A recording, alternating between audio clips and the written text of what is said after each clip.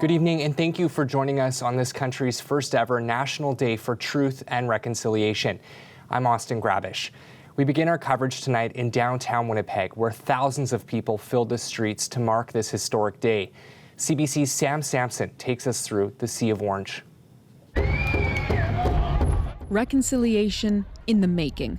Thousands of people of all different backgrounds and cultures walked through downtown Winnipeg, marking the first National Day for Truth and Reconciliation.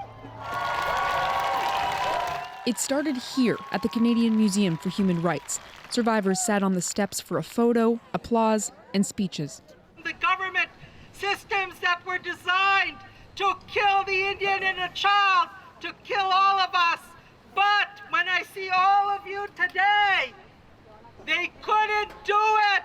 They're never gonna do it. Today recognizes Indigenous families who went through residential schools, day schools, the 60s scoop, and the generational trauma that came after. Indigenous children were ripped from their families to be assimilated and suffered abuse at the hands of the churches who ran the schools. Today, many people walked for their loved ones. It's a coming to of consciousness for all of Canada, show that, the horrors of the past are as horrible as people have said they were. I could smell the smudge, and I just feel happy that it's acknowledged now. The crowd marched through Portage and Main, then north to St. John's Park. My mother, her name is Marie, and she was part of she's a residential survivor. And on the back, I have my dad. His name is Thomas Nicholas, and he's a residential survivor. Eleanor McKay walked the entire stretch, thinking of her family.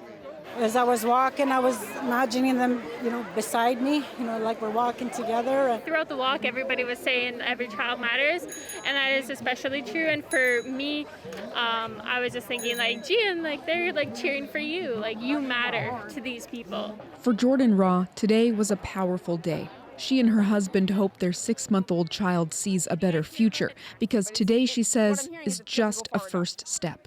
I feel like there's still so much. I don't really want people to think that this is a win and we're done with it.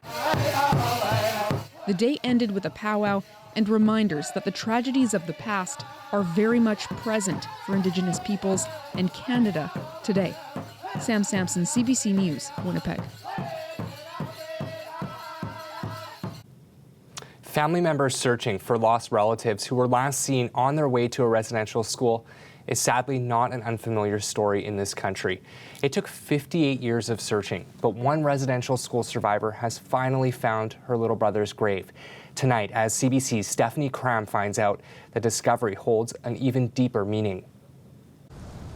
Eliza Beardy visits her brother's grave. She lays down tobacco and says a prayer. She didn't know her brother very well. The last time she saw him was in 1955 when she was loaded on a plane in her community, Garden Hill First Nation. Just like being packed like a bunch of sardines. She was brought to the Norway House Indian Residential School.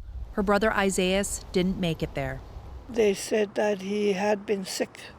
Isaias died at St. Boniface Hospital.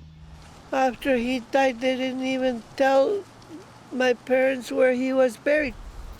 Beardy spent decades trying to find her brother, a search which led her to a numbered grave at Brookside Cemetery, plot number 215. After 58 years, I said, we found you. 10 days later, the news broke that 215 unmarked graves were found at the former residential school in Kamloops. The fact it was the same number as her brother's grave shook Beardy to her core. It's like as if we found 215 children. Beardy mourns the loss of her childhood to residential school, but it wasn't just those institutions that devalued the lives of Indigenous children. The horror revealed in the callous treatment of children's bodies at residential schools also happened in hospitals.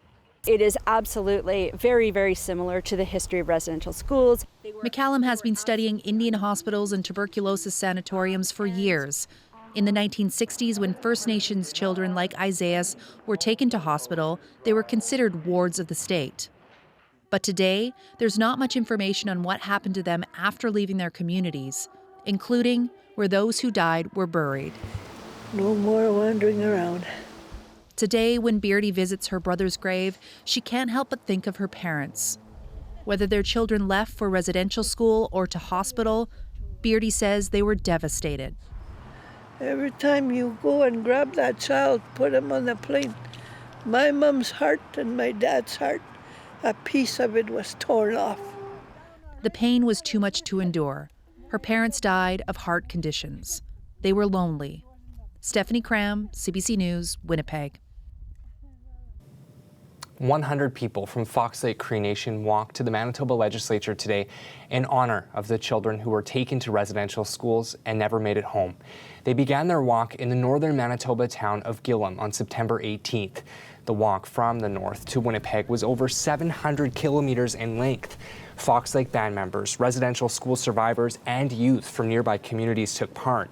The group is hoping to bring awareness to the issues First Nations people still face today, and youth who made the journey say they want their voices heard.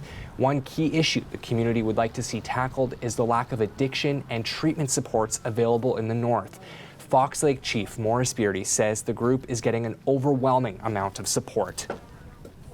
Personally, it means a lot to me because my sister is a residential school survivor, and I think about her quite a bit and stuff like that. Especially with all the graves that they're discovering. Support is available for anyone affected by the residential school system.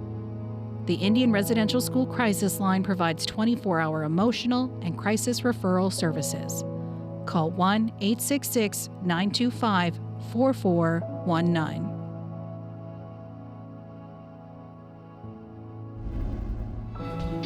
Still ahead, weather specialist Fiona Odlum has her 7-day forecast for you.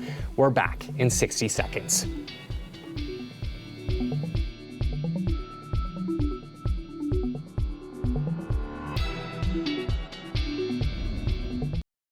This weather update is brought to you by Capital, Winnipeg's trusted Ford Lincoln dealership.